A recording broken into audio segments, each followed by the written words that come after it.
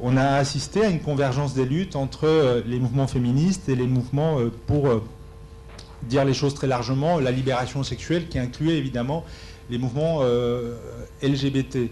C'est arrivé de la gauche au pouvoir, c'est la consécration justement de ces convergences, de ces luttes qui convergent, puisque la gauche, c'est pas simplement la longue marche de Mitterrand dans l'accès au pouvoir, mais c'est aussi le dialogue que le Parti socialiste, au cours des années 70, avait entretenu avec les mouvements féministes, avec les mouvements écologistes, avec une partie des mouvements LGBT.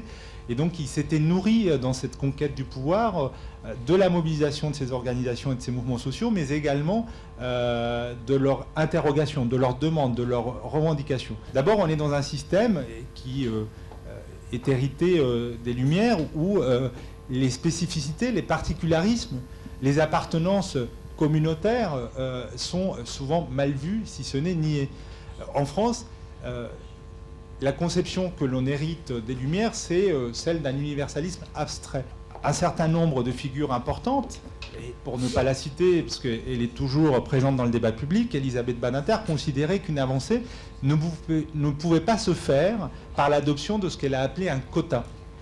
Elle disait en fait, les femmes, les réduire à leur sexe, c'est vraiment une régression, alors que d'autres considéraient qu'au fond, il fallait s'attaquer à des conditions concrètes de l'exercice du pouvoir et de la représentation politique, et qu'on avait plus à perdre. On continue à maintenir un système inégalitaire où les femmes étaient peu représentées, qu'à faire un pas un peu de travers, puisque l'adoption de la loi de la parité figure, au fond, pour certains, comme une espèce d'adoption d'une politique qui nous est étrangère, c'est-à-dire de la discrimination positive.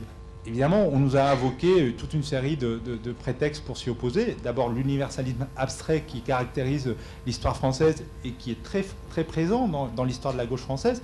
On l'a vu encore récemment, parce que moi j'en étais partie prenante de ce débat sur la prostitution. Il y a une partie du mouvement féministe qui considère qu'il faut effectivement s'attaquer à la traite et à l'esclavage, et qu'en même temps, c'est une erreur de considérer que la prostitution se réduise ou soit réductible à l'esclavage. Et qu'à partir de là, autant il faut s'attaquer à ces fléaux, autant venir et intervenir dans des rapports entre majeurs consentants est problématique. Il faut quand même interroger à la fois le fonctionnement de notre démocratie et le fonctionnement d'une partie de la gauche qui a un modèle extrêmement figé, où l'universalisme républicain, où la laïcité, où le jacobinisme s'opposent à la reconnaissance et à la prise en compte des spécificités.